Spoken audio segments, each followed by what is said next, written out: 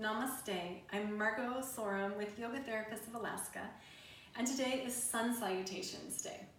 So my suggestion is to do a warm-up with the spinal floss, so you're kind of safely warmed up, because the Sun Salutations require a lot of hamstring flexibility. So let's kind of experientially feel that. Go ahead and stand in Tadasana, screw into your feet, and bring your hands to Anjali Mudra. Inhale, sweep the arms up and overhead, and then hinge. Make sure the butt goes back. Notice that point where you think you need to bend your knees in order to get down, but make sure the knees stay over your ankles. Take your right leg back, place your hands down firm, and step your left leg back, plank. Lower your knees, lower your chest, your chin can touch, your butt is up, your toes are under. Slide forward and lift up into low cobra. Make your way up and through hands and knees to downward facing dog. Stay here. Notice if your heels are on the floor or off the floor. Big step forward with that right leg. See if it easily becomes between the feet or not. Step your other foot forward and bring your arms all the way up to standing. And come to Tadasana. Find your good posture. Good. All right, next side. Inhale, take that up. Exhale, hinge. It's a dive. Your hips go back. The legs stay as straight as they can, as long as they can, and when the knees bend, they stay behind the ankles. Take your left leg back into high lunge, hands plant down. Other leg goes back to plank. Knees touch, chest touch, slide through, low cobra. Lifting up, pushing back into your downward facing dog. This actually becomes the resting pose, but it's very dynamic on the shoulders. Take that left foot forward, see if it can step light and come all the way through, and then come to your forward bend, and then come all the way up to standing, and rest. So, how did you do? Did you have to bend your knees to take the hands down? Most of us will. Our hamstrings aren't long enough. But as soon as we bend the knees, we're no longer stretching the hamstrings. And so I find that Sun Salutations just tighten up people. And it's supposed to be a warm-up, but it tends to be a tightener. So we're going to play around with blocks, and it'll start to kind of train you the intelligence of working with a prop to really accommodate the way that the spine is functioning in those poses. So this time, inhale, take your arms up and overhead.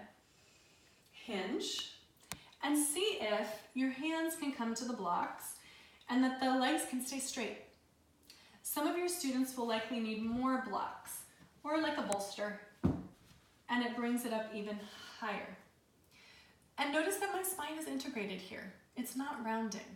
So I have a hamstring stretch and a spinal extension.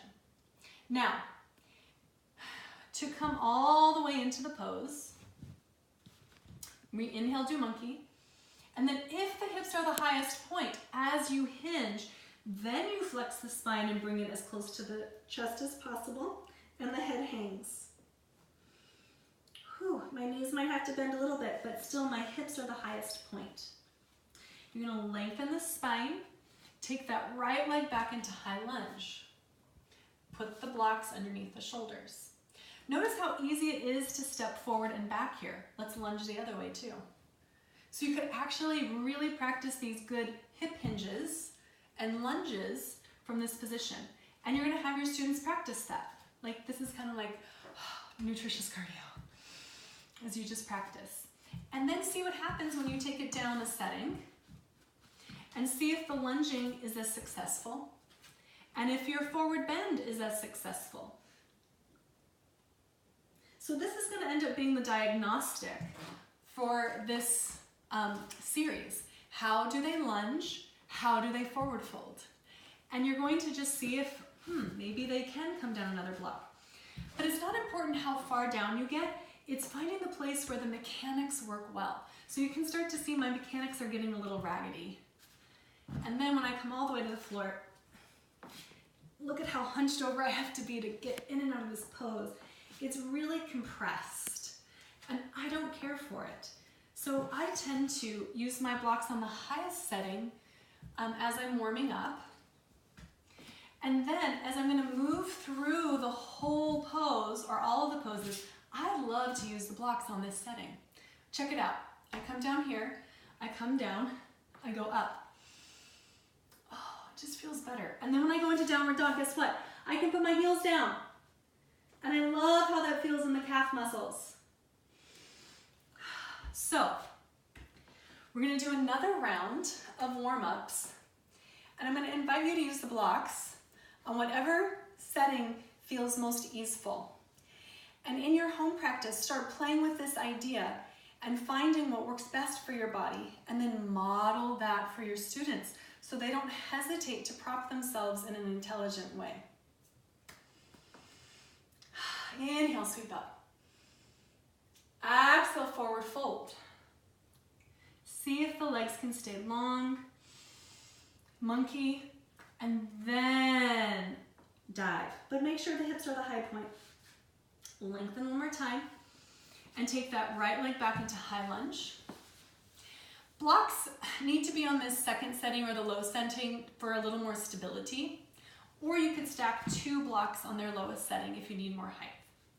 Then we go into that plank, into kneeling, pitch forward, elbows squeeze in, low board, upward facing dog, downward facing dog. And then I like to move my hands to the edge of the block to just wedge and push and my heels down to the floor to get the calf stretch. Come forward, forward fold, inhale up, come down. Other side, inhale up, exhale, forward fold. Lengthen your spine, left leg back. Plank pose. Now, you might get stronger over time, so then you can come all the way down into chaturanga, upward facing dog, downward facing dog. And breathe into that. Good, take that left foot forward, see if it can come effortlessly through. And that effortlessly through means the knee is directly over the ankle. Don't cheat that. If it's back here, that is not the pose. It's all kinds of distorted and hanging out in the ligaments. So we want to definitely be at these angles where you're really in the bones. I could take my hands off. It feels like I'm about to start a race. Practice that with the other side. Other leg goes back. Take your hands off the block. Lengthen through your spine and feel like you're starting a race. So rather than hunching and coming all the way down, doesn't feel like I can get anywhere here. Be up at that place where, holy moly, I have propulsion. I can feel the springs in my glutes. I feel enlivened. So again, this is a high lunge, not a low lunge. Okay, that's the simple sun salutation. Then there's a lot of other variations. Let me take you through one more round. These are kind of known as the surya namaskara B. And it is a little trickier to work with the blocks, so let's do our best without them. But know that it is not cheating to employ blocks to help you. They're absolutely allowed. Inhale, take the arms out and sit. The knees do get to come forward. There's a big flexion at the ankle and your butt goes back. So be sure you're not tucking as you're here. You're untucking as you're here. Forward fold. Knees might need to be nice and bent since we're not using the blocks. Take a step back with one leg, the other leg, come down into chaturanga, upward facing dog, downward facing dog. Take this right foot forward. Keep the heel off the floor this time for a crescent lunge, a warrior one. Bring the hands back down, and yes, we get to do that vinyasa again. This is how it gets very exhausting, very cardiovascular. Left foot comes forward, keep that heel off the ground, coming up, coming back down, and yes, you get to do that vinyasa, but you could always come down to the floor again. And then we go all the way back forward. Uttanasana. Lengthen. Use your arms like wings to bring you up. And Samastitihi. We'll do one more time on the other side. Utkatasana. I like my ankles together and my heels together, but you could do them separate. Just don't let the knees collapse together. Hinge, forward fold. Lengthen your spine. This time take your left leg back first, right leg back second. Do any variation that you'd like of the vinyasa flow. This time take your left foot forward and then put your right heel down. And this is that warrior one variation with the heel down. I find it harder and a little more vulnerable to the hip. So give your students the option to do what feels good. Then you go through your vinyasa flow. Oh. The problem with these is that they get tiring, and then your form suffers, and then you get hurt. So only a few done really, really well. You do your vinyasa flow, whatever variation you still have good posture in, and you stay. Over time, you might start introducing the jumping, and you would jump forward to the front of your mat and come all the way up. Yay. So those are some thoughts on your sun salutations. That's the flowing part of it. Now, the push-up part of it tends to be where we get a lot of release valves, where students do not do this with good form, and it really ends up causing a lot of damage to the shoulders. So I'd like to do just a little tutorial on how to help improve your push-up positions. So I'm going to invite you to take a block. It's going to be on its second setting. And we're going to come into a mindful plank on our elbows. So my hips come onto the block and my elbows are underneath my shoulders. And I'm going to firm everything up like a stick. Now this is the hard part. This arm comes all the way back and makes a 90 degree. So check your shoulder, elbow, and wrist for a 90 degree angle. So geometry will be helpful. And then the other arm does that too. So notice my shoulders are forward, then my elbows are back, and they're hugging in.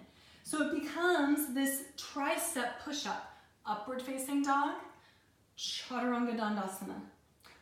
Urdhva Mukha Svanasana, Chaturanga Dandasana. And it becomes exhausting.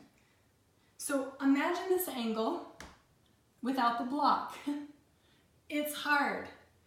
Probably I wasn't doing it perfectly while we were doing them, but that's what we're striving for.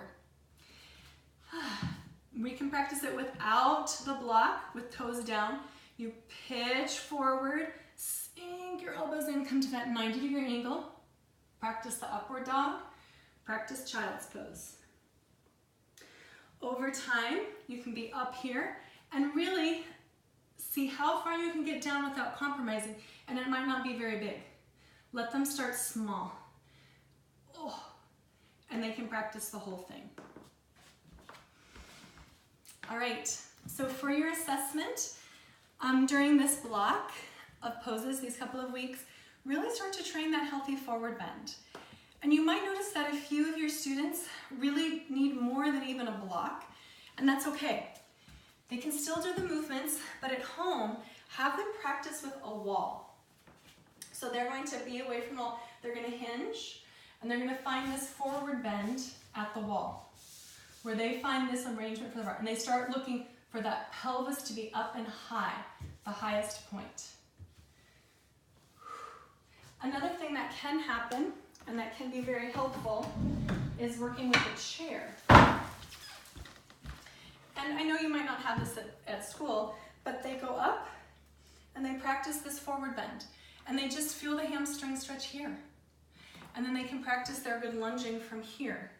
And they can start to feel those angles without having to dive for the floor. Just to reiterate what I commonly see, I have actually taught in the schools quite a bit, and what we usually see as diagnostic is you tell them to forward fold or touch their toes and they do this. So what they're actually doing is breaking their back. They're hinging from the back, not their hips. They're tucking the hips and bending the back to reach their toes. So what you want to start to bring to their mind is that they're hinging at the hips, the butt goes back. They are going to be able to put their rib cage on the thighs. They can bend their knees and they can put their hands on the floor. So you want to take them into a bent knee forward bend where they can put their hands on the floor. But over time, you're starting to train a forward fold where they can have the legs straight so that they can really start to make some changes in their hamstrings and start to lengthen their spine out for healthy forward bending and for picking things up off the floor safely. All right, thank you so much for your practice. Namaste.